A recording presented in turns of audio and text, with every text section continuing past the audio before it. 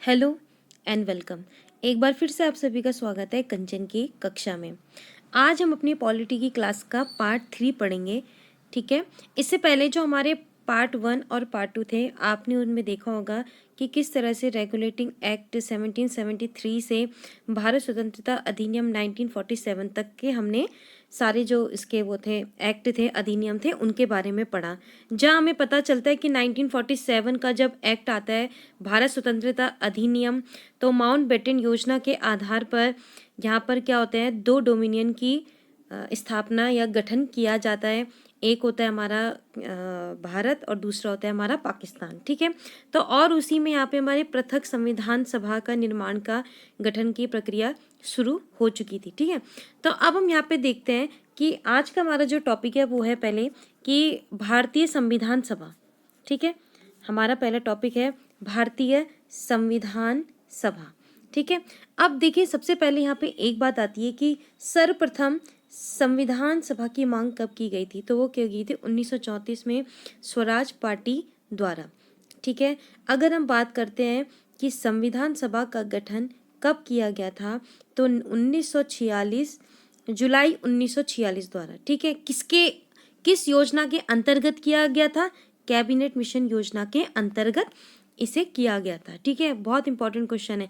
कभी कभी अब आपने देखा होगा कि जिस तरह से UKSSC हमारे क्वेश्चन करा रहा है, तो आपने एग्जाम में एक पैटर्न देखा होगा कि किसी भी चीज़ या किसी भी टॉपिक की जो उसकी नॉलेज है, अब केवल एक सीमित दायरे में न रह के, बल्कि हमें उसे थोड़ा क्या करना चाहिए, थोड़ा डीपली पढ़ना पड़ेगा। भले हमें उसे वन लाइनर में पढ़ना पड़ेगा, लेकिन वन लाइनर कब? जब हमें उस टॉपिक के बारे में पता होगा, तभी तो हम उसका वन लाइनर इजीली कर पाएंगे। और जो उसके जो आपने देखा होगा क्वेश्चनों में अब ज़्यादातर जो पैटर्न है उसका कैसे रहा, जैसे 4 ऑप्शन दे दिए। ठीक है, इनको मैच करने का हो गया। मैच करने के मतलब यहाँ पे क्या होता है कि जब तक हम मैच कैसे कब कर पाएंगे, जब हमें किसी टॉपिक के बारे में पूरी की पूरी क्या होगी, जानकारी होगी ना। ठीक है, तभी हम उससे रिलेटेड क्या अदर चीज़ों को जोड़कर, कड़ी जोड़कर हम उसे कर पाएंगे। ठीक है, तो अब देखिए जैसे यहाँ पे, जैसे कभी नेक्स्ट क्वेश्चन वो इस तरह से ही बना सकता है कि भारतीय संविधान सभा के सदस्य निम्न में से कौन नहीं थे। ठीक है, अब अगर आपको ये पता होगा कि sir Stafford Cripps, sir lord Pethick Lawrence और AB अलेक्जेंडर, जब तक हमें इनके नाम नहीं पता होंगे तब तक आप इसमें से कैसे टिक लगा सकते हैं कि कौन से नहीं था। ठीक है, तो अब हमें कुछ ना कुछ अपने थोड़े, जो हम अभी तक हमारा अध्ययन का तरीका था, बुक्स बिल्कुल वही रखनी है, पढ़ने का तरीका सब कुछ वही है, बस थोड़ा सा हल्का से क्या करना पड़ेगा, थोड़ा सा अपने पढ़ने का लेवल जो है थोड़ा सा बढ़ाना पड़ेगा, चीज़ों को थोड़ा सा और गहराई में समझ कर उनके हमें आंसर देखने पड़ेंगे, समझने पड़ेंगे। ठीक है, तो यहाँ पे एक हमारा क्वेश्चन और बनता है। पहले तो ये सबको पता होगा जनरली, भारतीय संविधान सभा का जो गठन हुआ था वो कब हुआ था, तो कब हुआ था? 1946 जुलाई में हुआ था। किस योजना के अंतर्गत हुआ था? तो कैबिनेट मिशन योजना के अंतर्गत हुआ था। उसके सदस्य कौन है? तो सर स्टैनफोर्ड क्रिप्स और लॉर्ड पैथिक लॉरेंस और AB अलेक्जेंडर। ठीक है, क्रिप्स, लॉरेंस और अलेक्जेंडर, पैथिक लॉरेंस और अलेक्जेंडर, इस तरह से भी आप शॉर्ट में इसे याद कर सकते हैं। ठीक है, अब हम इसमें आगे बढ़ते हैं। तो आगे हमारा अब आता है नेक्स्ट। अब देखिए हम क्या हुआ, संविधान सभा का गठन हुआ, तो जाहिर सी बात है उस संविधान सभा में उस समय क्या होंगे, कुछ सदस्य रहे होंगे। ठीक है, तो उस समय जो संविधान सभा में सदस्य थे उनकी जो कुल संख्या थी वो थी 389। ठीक है, अब इस 389 में सारे के सारे भारतीय नहीं थे, बल्कि क्या थे, 292 कुछ तो क्या थे, ब्रिटिश प्रांतों के प्रतिनिधित्व थे। ठीक है, मतलब जहाँ पे ब्रिटिश प्रांतों ने अपना जो अधिकार प्राप्त करा था, वहाँ उन जगह से उनके प्रतिनिधि थे। ठीक है, तो 292, इसमें 93 देसी रियासत थी। क्यों? क्योंकि आपने देखा होगा कि काफ़ी सारे जो हमारे भारतीय राज्य है वो स्वतंत्रता के बाद भी धीरे धीरे उनका क्या हुआ, विलय हुआ भारतीय उसमें। और आपको पता है कि जो भारत था वो पहले से ही छोटे छोटे अलग भागों में बटा हुआ था, जहाँ पे सबकी अपने देसी रियासतें थी, कोई राजा थे, कोई नवाब थे, इस टाइप से। ठीक है, तो इस तरह से 93 उस समय क्या थी, देसी रियासतें थी, और 4 थे हमारे चीफ कमिश्नर। ठीक है, ये आपको ध्यान रखना पड़ेगा कि हमारे उसमें क्या थे, 92 हमारे ब्रिटिश प्रांतों के प्रतिनिधित्व थे, 93 देसी रियासतों के। ठीक है, और 4 क्या थे, चीफ कमिश्नर। ठीक है, अब इसमें से क्या होता है कि 296 चुनाव होता है, 296 सीटों पर यहाँ पे क्या होता है, चुनाव होता है। और इस चुनाव में कांग्रेस को सबसे ज़्यादा जो वोट मिलते हैं, सीट प्राप्त करता है, वो करता है 208। ठीक है, इसी तरह मुस्लिम लीग करता है 73 और अन्य दल करते हैं हमारे 15। ठीक है, तो आपको सबसे पहले ही ध्यान रखना पड़ेगा कि संविधान सभा में सदस्यों की संख्या कितनी थी हमारी, मतलब जो जिनके ऊपर वो होना था। ठीक है, सदस्य कितने थे, 389, जिसमें से 292 क्या थे, ब्रिटिश प्रांतों के प्रतिनिधित्व है, 93 देसी रियासतों के, और 4 थे हमारे चीफ कमिश्नर। ठीक है, अच्छा अब हम इसमें नेक्स्ट आगे देखते हैं। अब देखिए क्या थी, संविधान सभा में कुछ प्रमुख ये कुछ डेटें हैं। जैसे पहली डेट, सबसे पहले क्या आएगा, हमें पता चल गया कि भाई संविधान सभा का गठन हो गया 1946 जुलाई में। ठीक है, अब यहाँ पे क्या है, कुछ डेट महत्वपूर्ण है जिन्हें आपने ध्यान रखनी होगी। पहली डेट 9 दिसंबर 1946। अब देखिए 9 दिसंबर 1946 को क्या हुआ कि जब हमारी इस संविधान सभा की पहली जो बैठक हुई, उसमें सबसे पहले आपको बताया किसी भी बैठक को स्टार्ट करने के लिए उसमें कुछ अध्यक्ष होते हैं, हमें कुछ चुनना पड़ता है। ठीक है, तो उस बैठक के जो सबसे बुजुर्ग जो व्यक्ति थे, डॉक्टर सच्चिदानंद सिन्हा जी, उनको वहाँ का क्या किया गया, अध्यक्ष नियुक्ति किया गया था। फिर यहाँ पे एक इम्पॉर्टेंट क्वेश्चन और आता है कि प्रथम बैठक कहाँ पर हुई थी, तो काउंसिल चैम्बर्स, जो कहाँ है, दिल्ली में है। ठीक है, तो काउंसिल चैम्बर हॉल में दिल्ली में इसकी प्रथम बैठक की गई थी और मुस्लिम लीग द्वारा इसका बहिष्कार किया गया था, क्योंकि वो तो अपना चाहते थे कि हम अपना अलग हमारा क्या बने, अलग देश बने और अलग हमारा संविधान हो। ठीक है, इसीलिए उनके द्वारा यहाँ पे, मुस्लिम लीग द्वारा यहाँ पे इसका बहिष्कार किया गया। फिर आगे आती है डेट, 2 दिन बाद हम पहुँचते 11 दिसंबर को, और 11 दिसंबर 1946 को यहाँ पे हमारे स्थायी अध्यक्ष बनते हैं डॉक्टर राजेंद्र प्रसाद। इम्पॉर्टेंट, अगर क्वेश्चन बनता है कि संविधान सभा के प्रथम अध्यक्ष कौन थे, तो कौन थे हमारे, सच्चिदानंद सिन्हा। संविधान सभा के प्रथम स्थायी बोलो या निर्वाचित कौन थे हमारे, राजेंद्र प्रसाद। ठीक है, थर्ड आता है हमारा 13 दिसंबर को। तो 13 दिसंबर को यहाँ पे 1946 को क्या हुआ कि जवाहरलाल नेहरू द्वारा उद्देश्य प्रस्ताव पेश किया गया, जिसको 22 जनवरी 1947 में स्वीकृति प्रदान हुई। ठीक है, तो यहाँ से भी एक हमारा प्रश्न ये बनता है कि जवाहरलाल नेहरू द्वारा उद्देश्य प्रस्ताव कब पेश किया गया, तो पेश किया गया 13 दिसंबर को। ठीक है, और वहीं अगर कहेंगे कि ये जो उद्देश्य प्रस्ताव था, इसको कब वो किया गया, स्वीकृति कब दी गई, तो कब दी गई, 22 जनवरी 1947 को। ठीक है, तो आई होप आपको यहाँ पे इतना समझ में आ चुका होगा। ठीक है, यहीं पे अगर हम हैं, माउंटबेटन योजना के अंतर्गत 3 जून 1947 को भारत के बंटवारे की घोषणा की गई। इम्पॉर्टेंट, ठीक है, भारत के बंटवारे की घोषणा की गई, जहाँ से हमारे मतलब भारत के साथ एक नया देश बना, जिसका नाम क्या था, पाकिस्तान था। पाकिस्तान 14 अगस्त 1947 को और 15 अगस्त 1947 को भारत स्वतंत्र हुआ। ठीक है, अब यहाँ पे देखो क्या हुआ कि जब हमारा क्या हुआ, विभाजन हुआ, तो जाहिर सी बात है जब हमारा विभाजन हुआ होगा तो अब जो सदस्यों की संख्या क्या होगी, कम हो गई होगी ना, क्योंकि पहले तो क्या थे, संविधान सभा में जो मुस्लिम लीग वगैरह ये सब साथ में थे। ठीक है, लेकिन जैसे पाकिस्तान का निर्माण हुआ, अलग हमारा देश का विभाजन हुआ, पाकिस्तान बना, तो कुछ सदस्य वहाँ चले गए। तो अब जो हमारी संविधान सभा जो हमारी पहले हमारी थी 389 सदस्यों की, वो आके बन गई हमारी 299। ठीक है, तो अब संविधान सभा का हमें क्या करना पड़ा, पुनर्गठन करना पड़ा।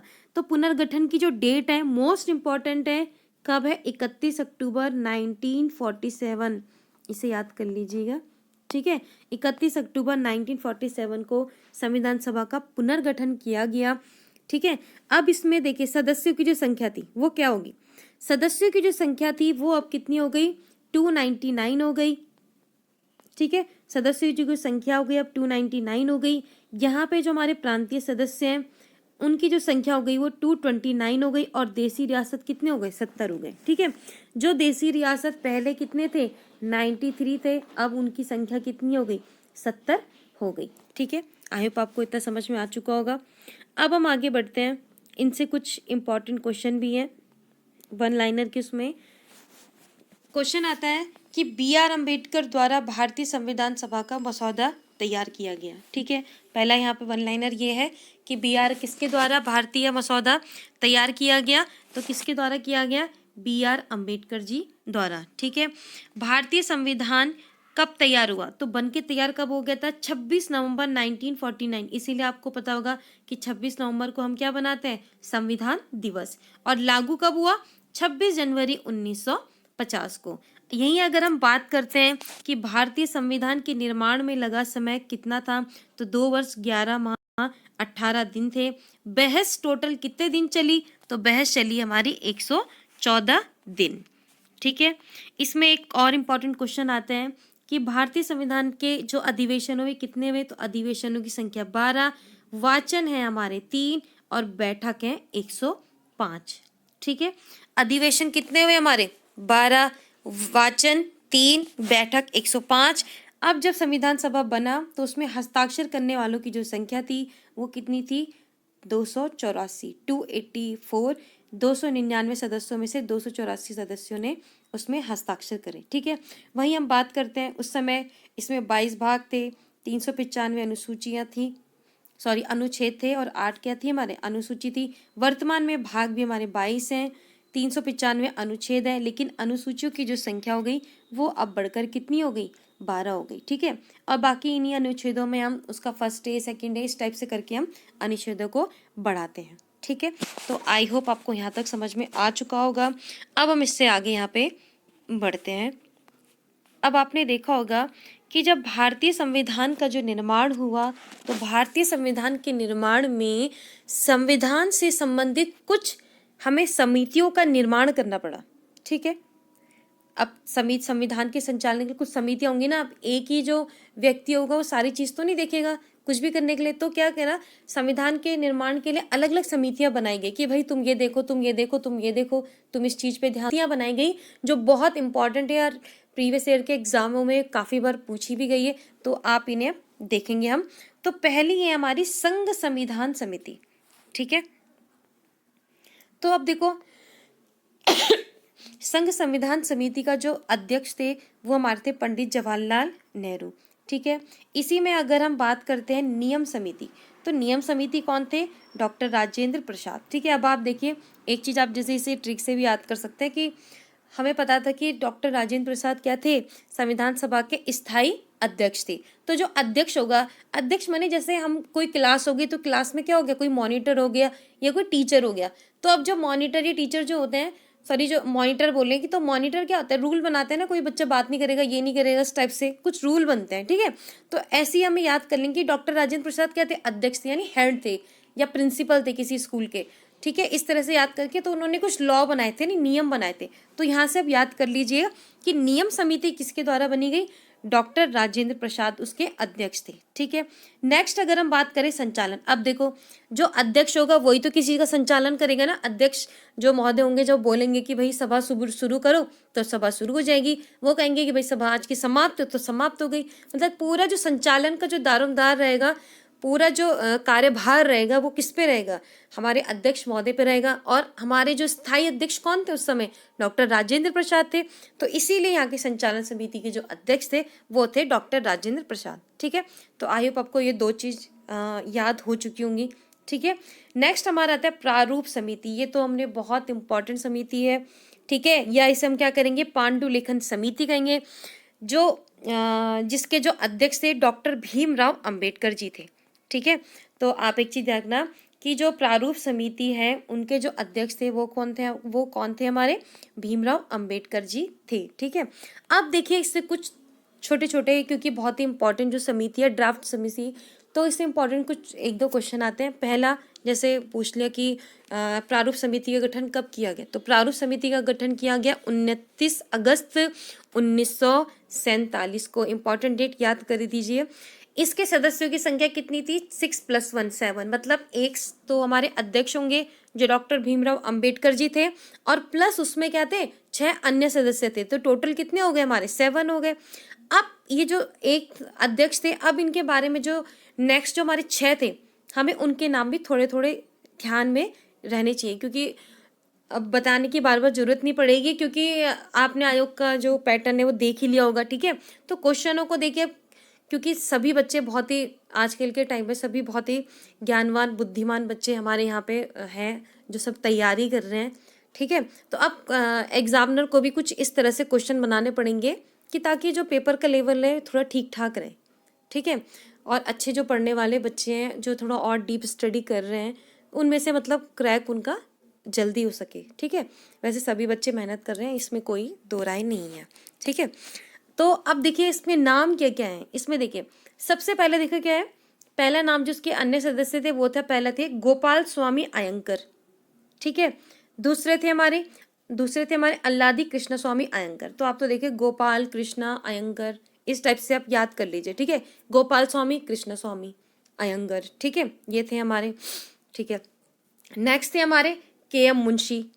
ठीक है, के.एम. मुंशी थे। फिर थे फोर्थ थे हमारे मोहम्मद सादुल्ला।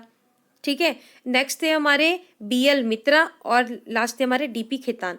अब इसमें से एक चीज याद ध्यान रखना कि जो हमारे क्या थे, मित्रा और डी.पी. खेतान थे, उनके क्या हुआ, उनके कुछ टाइम बाद इनको मतलब रिप्लेस हुए ये। ठीक है, तो एक की शायद मेरे ख्याल से मृत्यु हो चुकी थी, इतना सॉरी मैं अभी ध्यान नहीं आ रहा है। ठीक है, तो बी.एल. मित्रा के स्थान पे बाद में कौन आए? एन माधव। ठीक है, और डी.पी. खेतान के बाद में कौन है? टी.टी. कृष्णन। तो देखिए इस टाइप से भी क्वेश्चन बन सकता है कि जो हमारी कौन थी प्रारूप जो समिति थी, उसके जो सदस्य थे बी.एल. मित्रा। ठीक है, बी.एल. मित्रा के स्थान पर कौन से सदस्यों ने उनकी जगह ली थी। ठीक है, अब वो आपको कोई से भी ऑप्शन दे देगा, के.एम. मुंशी, मोहम्मद सादुल्ला, कृष्ण स्वामी अयंकर या एन माधव। ठीक है, तो ये आपको कब याद होगा? जब आप अब चीज़ों को थोड़ा थोड़ा और डीपली से मतलब थोड़ा थोड़ा और मतलब ऊपर से नहीं, अब थोड़ा सा उसे जड़ से हमें क्या करना पड़ेगा, किसी भी चीज़ को समझना पड़ेगा, किसी भी चीज़ को हमें याद करना पड़ेगा। ठीक है, तो आप आई होप आपको समझ में आ रहा होगा। ठीक है, तो यहाँ पे एक चीज़ याद रखना कि बी.एल. मित्रा के स्थान पे कौन था? माधव। ठीक है, और डी.पी. खेतान के उसमें कौन था? टी.टी. कृष्णन। ठीक है, तो अब हम इसमें नेक्स्ट देखते हैं हमारा, तो नेक्स्ट आता है हमारा संघ शक्ति समिति। ठीक है, तो संघ शक्ति समिति के जो थे हमारे, वो थे हमारे पंडित जवाहरलाल नेहरू। अब देखो आपने यहाँ देखा कि भाई संघ शक्ति के जो हमारे थे वो हमारे कौन थे? पंडित जवाहरलाल नेहरू। ठीक है, इसी को अगर देखिए हम ऊपर देखते हैं तो यहाँ पे भी क्या, संघ संविधान समिति के भी अध्यक्ष कौन थे? पंडित जवाहरलाल नेहरू। ठीक है, अब नेक्स्ट देखिए प्रांतीय संविधान समिति। अब आपने देखो प्रांतीय संविधान समिति के जो हमारे अध्यक्ष थे वो थे सरदार वल्लभ भाई पटेल। अब आपने देखिए इसे याद हम कैसे ध्यान में कैसे रखेंगे? आपको पता है कि भाई जो जो सरदार वल्लभ भाई पटेल जी को हम क्या बोलते हैं? Iron man. ठीक है, भारत का लौह पुरुष।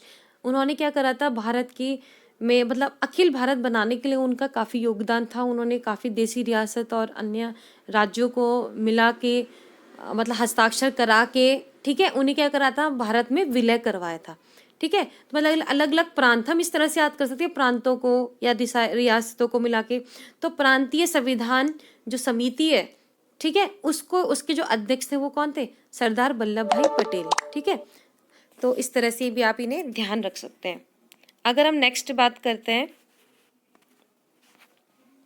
नेक्स्ट आता है हमारा मौलिक अधिकार एवं अल्पसंख्यक हेतु सलाहकार समिति। तो इसके भी कौन थे? सरदार वल्लभ भाई पटेल। ठीक है, नेक्स्ट है हमारे नेक्स्ट है हमारे इसी के देखो, अब जो मौलिक अधिकार और अल्पसंख्यक अधिकार सलाहकार जो समिति थी, इसी के अंतर्गत 2 उप समितियां बनी। पहली बनी हमारी मूल अधिकार उप समिति। मूल अधिकार के कौन थे? जे.बी. कृपलानी, इंपॉर्टेंट है। और अल्पसंख्यक के कौन थे? एच.सी. मुखर्जी। ठीक है, तो ये भी आपको ध्यान रखना है कि मौलिक अधिकारों के तो कौन थे? सरदार वल्लभ भाई पटेल। लेकिन मूल अधिकार उप समिति के कौन थे? जे.बी. कृपलानी। और अल्पसंख्यक उप समिति के कौन थे? एच.सी. मुखर्जी। नेक्स्ट हम आते हैं, तो नेक्स्ट हम यहाँ देखते हैं कि झंडा समिति, तो झंडा समिति के देखिए, जो झंडा समिति के यहाँ अध्यक्ष तो डॉक्टर राजेंद्र प्रसाद। अब ये जो झंडा समिति है ये भी क्या थी, दो थी, ठीक है। एक तो शायद कराची अधिवेशन में थी और एक ये यहाँ पर बनी थी जो संविधान सभा के लिए जो तदर्थ झंडा समिति बनी थी, ठीक है। तो इसके जो अध्यक्ष हैं वो है डॉक्टर राजेंद्र प्रसाद, ठीक है।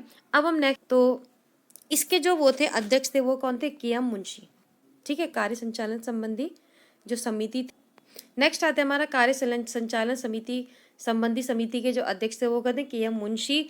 और एक आता है हमारा लास्ट में, कौन सा आता है, प्रेस दीर्घा समिति के कौन थे हमारे, उषा नाथ सिंह, ठीक है। तो आई होप आपको आज की वीडियो पसंद आई होगी और आपको इसमें से कुछ ना कुछ समझने के लिए और कुछ ना कुछ आपको याद करने के लिए जो आपको एग्जाम में है वो आपको समझ में आया होगा, ठीक है। अगर आपको मेरी वीडियो पसंद आती है तो प्लीज़ मेरे चैनल को लाइक कीजिए, सब्सक्राइब कीजिए, अपने सभी स्टडी ग्रुप में शेयर कीजिए, ठीक है। आगे आने वाले टाइम में मैं आपको अपनी तरफ से पूरी कोशिश करके बहुत ही अच्छी तरीके से कम शब्दों में अधिक से अधिक बात समझाने का पूरी तरह से प्रयत्न करूँगी। और जो भी ट्रिक्स मुझे पता है या मैंने कहीं पढ़ी हैं तो उनको मैं ज़रूर आप सभी से शेयर करूँगी और मैं चाहूँगी आप बहुत ही बेहतरीन प्रदर्शन करें अपने आने वाले आगामी एग्ज़ामों में, ठीक है। तब तक के लिए बहुत बहुत धन्यवाद। Thank you for watching.